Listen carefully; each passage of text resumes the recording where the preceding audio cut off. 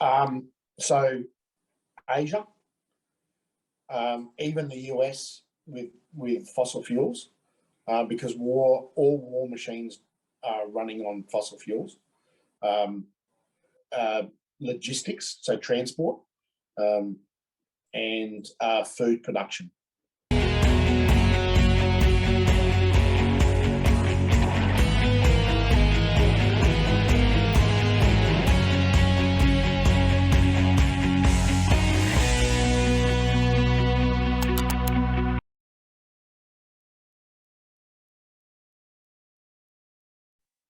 Because the people that are going to the US or they're going to Europe are there to sponge on the social systems.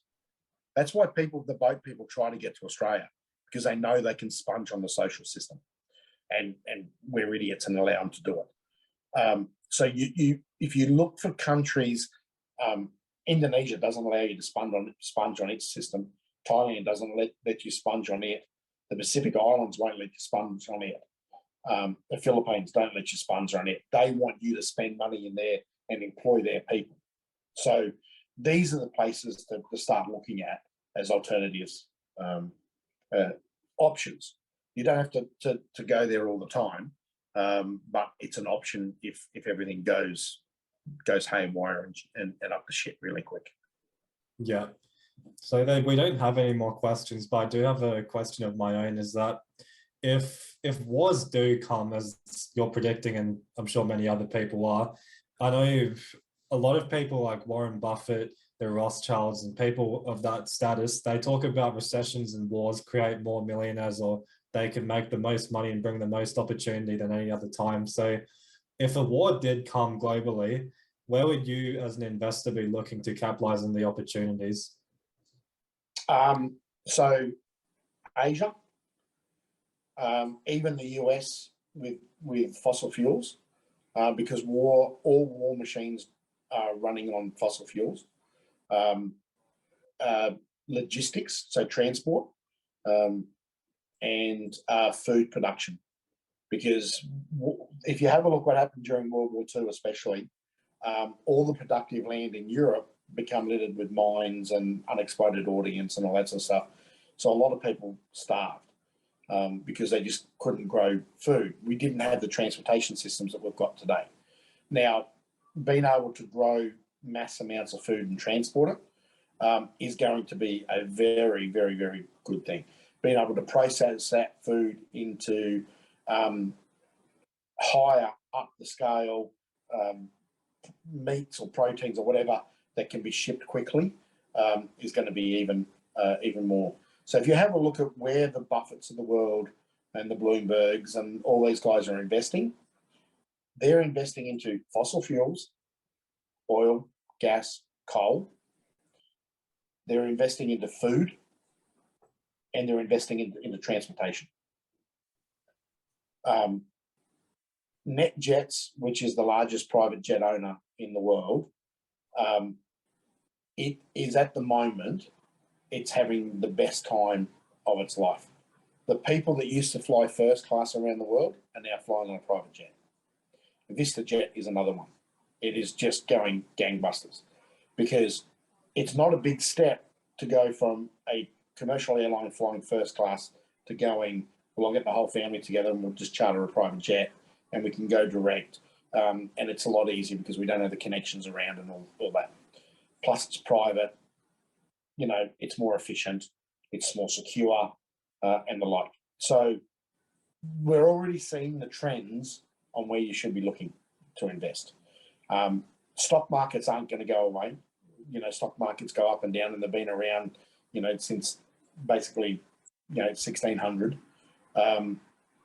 And so you can get yourself into those sort of companies.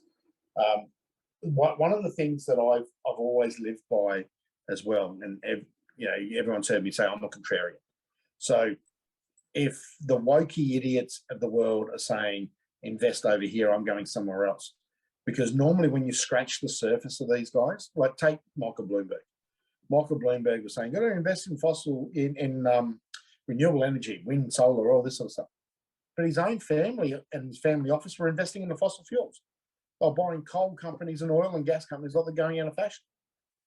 So the elite know where to invest, and that's where just follow what they're doing.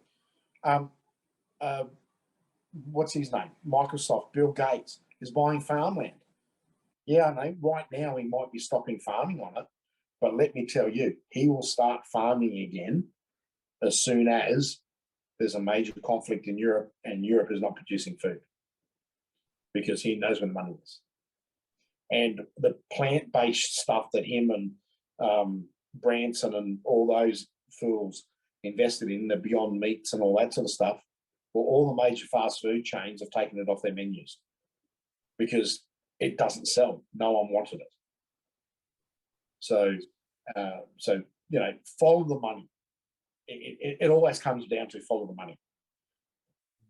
Well, yeah, those are some great tips. So in summary, you just follow what the elite are doing, avoid what the masses are saying, and pretty much just follow the trend. Yeah. I knew net zero was doomed when I jumped into an Uber, and that's all the Uber driver could say was, climate change, this, that, and the other. I'm thinking, well, okay, if the masses are now starting to think that, it's not real. And to be honest, the other reason that I have no doubt that man-made climate change is not real.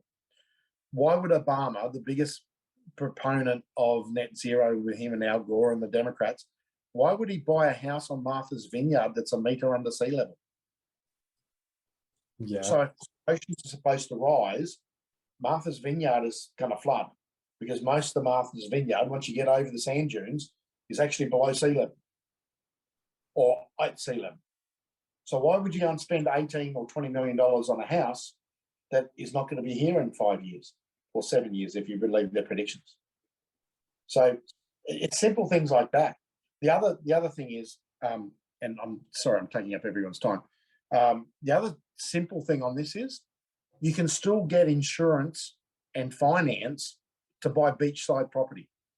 Now, if sea level was going to rise and storms were going to increase, as they keep saying they are, you would not be able to get insurance and you would not be able to get finance for beachside property, which means that 90% of all Australian homes you wouldn't be able to buy or insure. It's as simple as that. Because the insurance companies run on risk models. Now, if the risk models are exactly what all these idiots, Al Gore and all those running around the world are telling us, that the world's going to be 15 feet further underwater, if those risk models were true, finance companies and insurance companies would not invest and would not put that in, because they hold a fiduciary duty under their licenses not to. It's simple. Well, yeah, that's a great point.